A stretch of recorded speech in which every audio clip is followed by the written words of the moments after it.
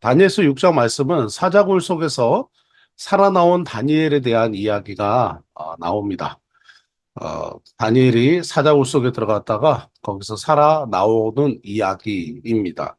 자, 요 장은 이제 다리오 왕 때 이야기입니다. 다리오 왕이 다스리고 있을 때의 이야기이다. 그래서 이제 나라가 바뀌었습니다. 이제 바벨론 다니엘이 포로로 잡혀갔을 때는 바벨론이었습니다. 그런데 지금은 다니엘서 6장에서는 메대라고 하는 나라, 바사라고 하는 나라, 그러니까 나라가 바뀌었습니다. 처음에 다니엘이 포로로 잡혀갔을 때만 해도 바벨론의 포로로 잡혀갔습니다.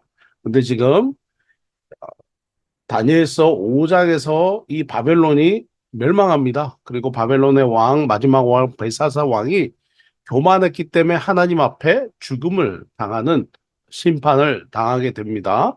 이제 다니엘서 6장에서는 이제 이 다리오 왕이 등장하게 됩니다. 이 다리오 왕은 바벨론의 벨사사 왕이 교만하기 때문에 하나님께서 이 바벨론을 멸망시키시고 메대라고 하는 나라, 바사라고 하는 나라, 이 메대라고 하는 나라의 왕이 지금 현재 바벨론을 통치하고 있습니다. 자, 이 사람은 다, 정책들을 좀 잘 세웠던 것 같습니다. 자, 1절부터 보시면 이 메대의 다리오 왕이 고관 120명을 세워서 전국을 통치하게 하려고 했다. 그리고 그 전국에 이렇게 이제 자기 신하들을 다 보내서 지방 장관들을 보내서 나라를 다스리게 했는데 그 위에 총리, 예전 같은 정승들이죠. 정승 3명을 두어서 그 고관들에게 보고를 받게 하고 왕에게 피해를 끼치는 일이 없도록 하기 위해서 이 정승 셋을 뒀는데 다니엘이 그 정승, 곧 총리 중에 한 명이었다. 그러니까 메데란고 하는 나라에는 총리가 몇 명입니까? 3명. 다니엘도 총리다. 그런데 3명 중에 한 명의 총리였다. 그것이 바로 이 6장 1절에 나오는 얘기입니다. 자, 3절에 보면 다니엘은 어떤 성품이었습니까? 마음이 민첩하고 총리들과 고관들 위에 뛰어남으로 왕이 그를 세워 전국을 다스리게 한지라. 자, 총리들 중에서도 가장 뛰어났다.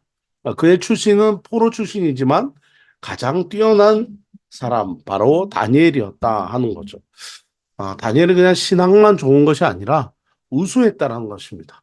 믿음만 좋았던 것이 아니라 똑똑했다라는 것이죠. 그가 하고 있는 일에 있어서 탁월했다라고 얘기합니다. 자, 이렇게 되면 항상 원수들이 있죠. 4절에 보시면 이에 총리들과 고관들이 국사에 대하여 다니엘을 고발할 근거를 찾고자 하였다. 그러니까 원수들이 다니엘을 싫어하였다. 다니엘에게 원수들이 있었다. 그 결과는 어떻습니까? 아무 근거, 아무 허물도 찾지 못하였으니 이는 그가 충성되이 아무 그릇됨도 아무 허물도 없었음 이르더라. 이것을 우리는 신실함이라고 말하죠. 신실함. 네. 하나님의 성품도 신실하신 하나님의 성품도 있죠. 하나님은 아무런 실책이나 허물이 없는 분 이렇습니다. 자, 저와 여러분은 어떻습니까? 우리가 하나님께서 맡기신 일들을 우리에게 감당하게 할 때에 우리의 원수들은 가만히 있을까요? 우리의 원수들도 우리를 끊임없이 방해합니다. 우리가 기도하려고 할 때도 기도가 되지 않게 합니다. 말씀을 공부할 때도 공부가 되지 않게 합니다. 사명을 감당할 때도 사명을 감당하지 못하도록 회방합니다. 왜냐? 원수들의 일이 원수가 우리의 일들을 해방하고 방해하기 때문이다. 원수의 방해가 있더라. 다니엘도 원수가 있었다. 우리는 꼭 기억해야 됩니다. 그러므로 우리는 자만해서는 안 됩니다. 항상 신실함을 유지해야 될 것입니다.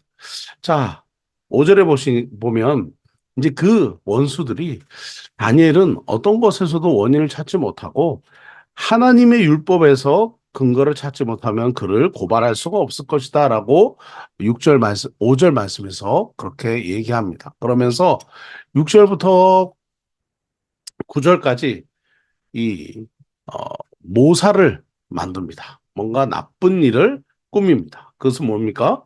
7절입니다. 왕이여 금, 법률을 세우며 금령을 정하실 것을 고합니다. 왕이여 7절 중간입니다. 그것은 이제 곧 30일 동안에 누구든지 왕 외에 다른 신이나 사람에게 무엇을 구하면, 그러니까 기도하는 것도 마찬가지죠. 기도하거나 요청하거나 구하면 사자굴에 던져놓기로 합시다. 라고 그렇게 말합니다. 그러자 9절에서 다리오 왕이 조서에 왕의 도장을 찍어 금령을 내니라. 이제 허락합니다. 30일 동안 왕 외에 다른 어떤 것에도 요청하거나 고해서는 안 된다. 그러니까 왕을 신격화시키는 왕에게 왕정 중심으로서의 이 정책이기 때문에 다리오 왕은 뭐 거부할 이유가 없죠. 당연히 그래 좋다라고 했던 것 같습니다. 자, 10절에 보시면 이 다니엘이 이 조서에 왕의 도장이 찍힌 것을 알았습니다. 다니엘이 이 금령이 무엇인지 왕 외에 다른 누구에게도 기도하면 사자굴에 던져진다는 것을 알았습니다. 알고도 자기 집에 돌아가서는 윗방에 올라가, 그러니까 다락방 같은 데 같습니다. 예루살렘으로 향한 창문을 열고 전에 하던 대로, 참 이게 참 귀한 말이죠. 그는 항상 습관이 되었었습니다. 무엇입니까? 하루 3번씩 무릎을 꿇고 기도하며 그의 하나님께 감사하였더라. 기도하고 감사하는 하루에 3번씩 예루살렘 성전이 있는 예루살렘을 향해서 전에 하던 대로 매일 기도하였다. 그는 왕의 왕이 그렇게 했음에도 불구하고 왕의 금령 문서에 도장이 찍혔음에도 불구하고 그는 그 다락방에 올라가서 성전을 향해 기도했다라고 이야기합니다. 이 10절에서 우리가 배울 점은 뭘까요? 10절에서 우리가 이 다니엘의 기도를 통해서 우리가 우리의 삶에서 좀 우리의 삶에 다니엘을 닮아야 할 부분은 뭘까요?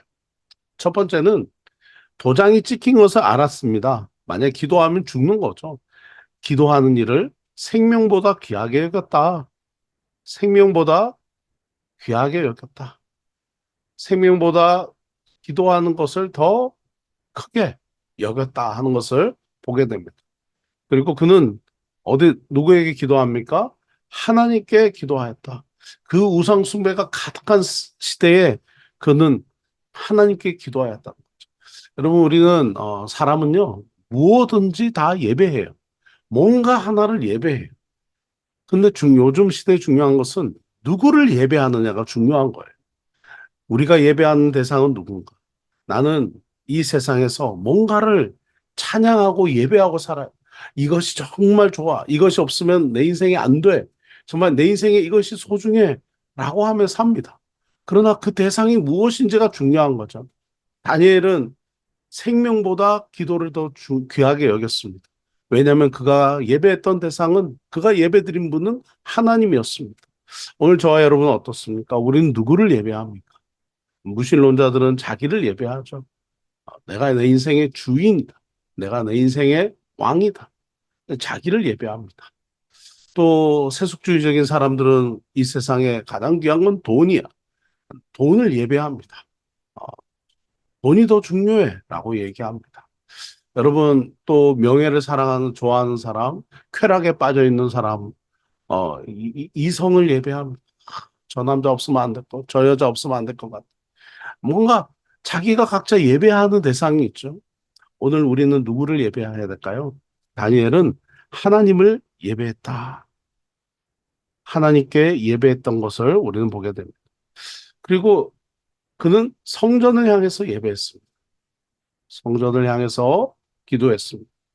그리고 그는 전에 하던 대로라는 단어를 보면 그는 기도가 습관이었습니다. 그의 삶에 습관이 되어 있었습니다. 그냥 몸에 배어 있었다. 그리고 하나님께 3번씩 무릎을 꿇고 기도하고 하나님께 감사했습니다.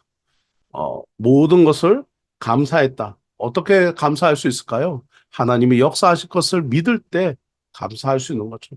그래서 믿고 감사.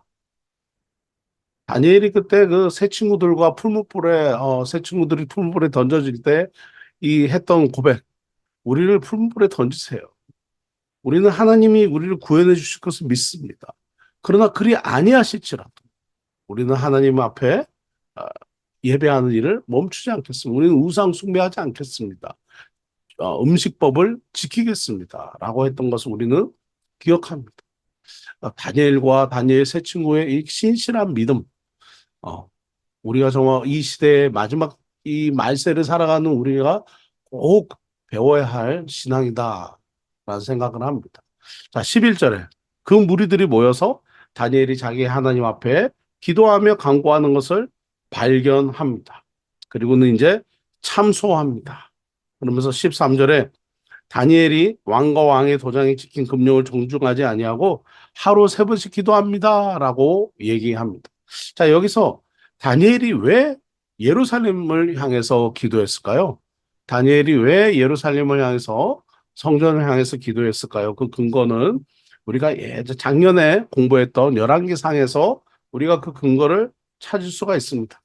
열왕기상에 보면 열왕기상 27절에서 30절의 말씀 이렇게 있고 또 47절에서 49절의 말씀을 보면 이제 하나님 앞에 기도할 때 하나님 우리가 포로로 잡혀가거나 우리가 어디로 끌려가거나 우리가 먼 곳을 떠났을 때 하나님 주온과 주의 백성들이 이곳을 향해 하는 기도를 들어주십시오라고 얘기합니다.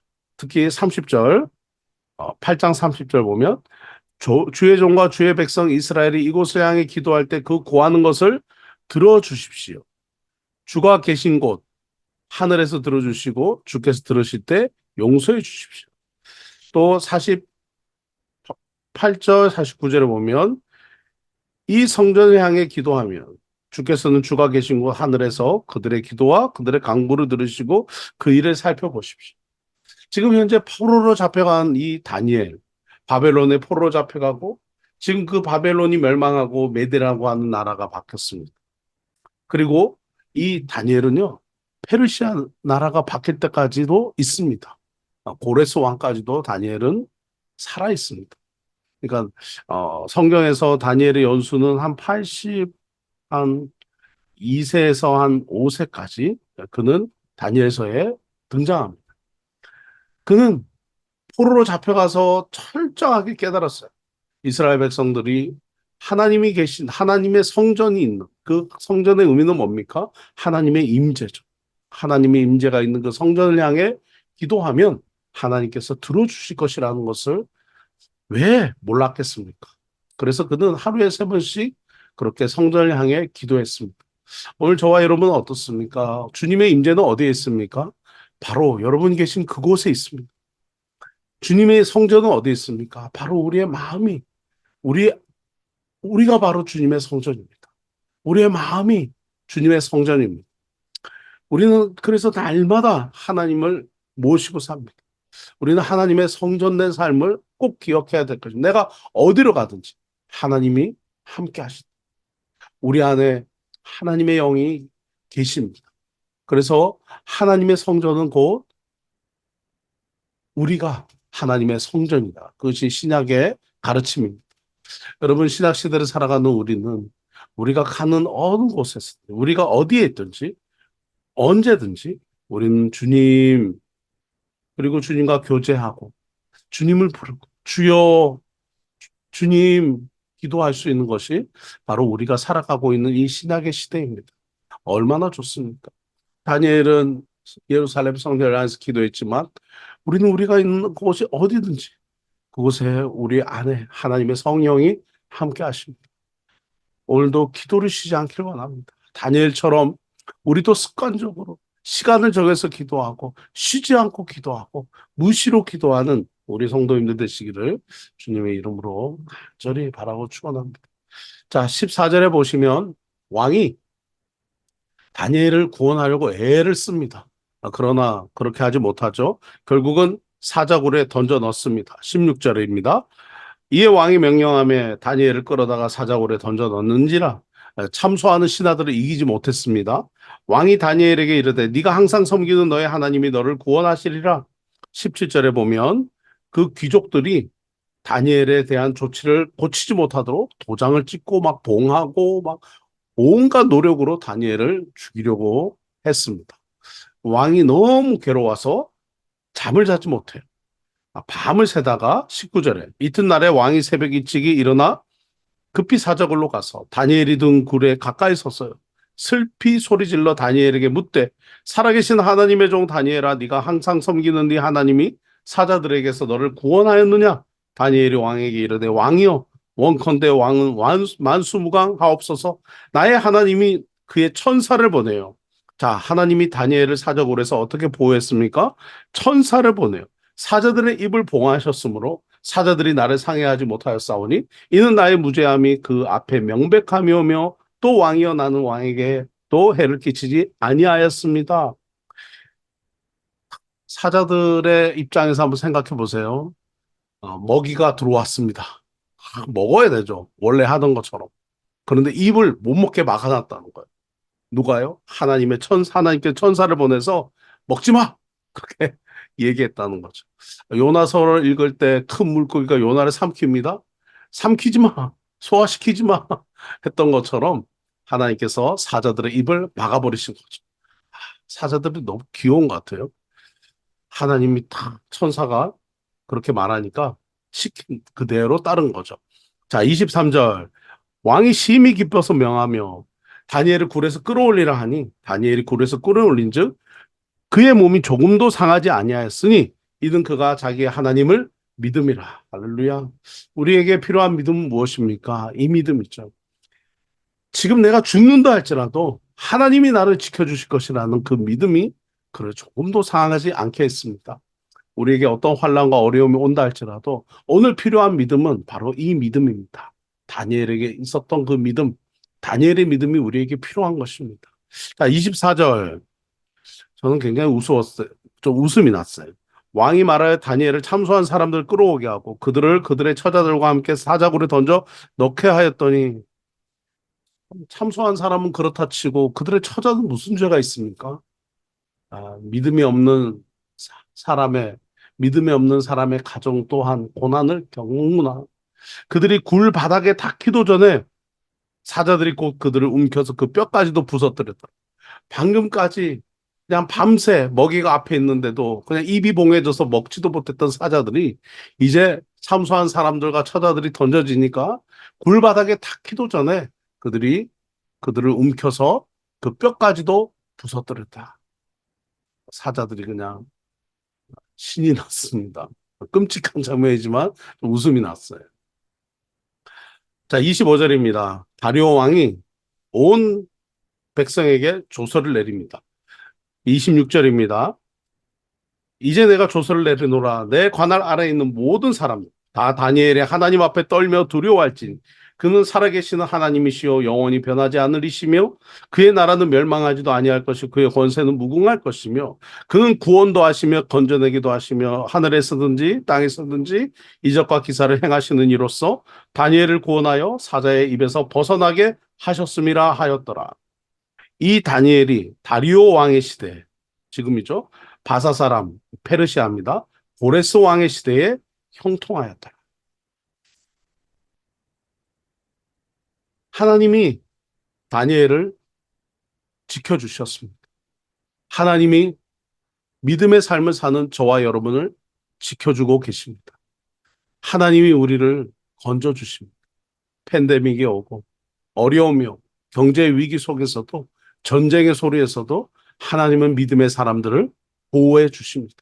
이 세상이 사자굴처럼 곧 죽을 것이다 라고 생각하지만 하나님은 믿음의 사람들을 조금도 상하지 않도록 지켜주시고 보호해 주십니다. 28절에 왜 이런 이야기를 적었을까요? 사실 다니엘서 6장은 이 다니엘서 6장까지의 모습은 역사적인 사실을 기록한 것입니다. 7장부터는 다니엘에서는 다니엘이 꾼 환상에 대한 이야기가 나옵니다. 왜 28장 이 역사를 기록했던 6장의 마지막 절은 이 다리오 왕의 시대와 바사 사람 고레스 왕의 시대를 언급할까요? 하나님은 역사의 주인이십니다. 바벨론의 시대가 끝났고 메대의 바벨론의 시대가 끝났고 메대의 시대가 끝났고 이제 페르시아라고 하는 나라가 등장하게 되고 이 등장하게 되는 이 모든 시대에 하나님의 믿음의 사람은 형통하였다라고 분명히 얘기합니다. 하나님은 저와 여러분도 형통하게 보호해 주시고 인도해 주실 것입니다. 기도하겠습니다. 하나님 아버지, 다니엘서를 통해서 믿음의 사람에게 역사하시는 하나님의 뜻이 무엇인지, 그리고 믿음의 사람에게 하나님은 어떻게 형통하게 역사해 주시는지 다시 한번 더 보게 됩니다. 오늘 사자굴에 던져진 것처럼 죽을 것 같은 어려움 속에 있는 우리 성도님들 혹이 있다면 오늘 다니엘이 가졌던 그 믿음, 변치 않고 나를 지켜주실 것이라는 하나님을 향한 그 믿음으로 다시 한번 더 일어서게 하여 주옵소서. 예수님의 이름으로 기도드립니다. 아멘.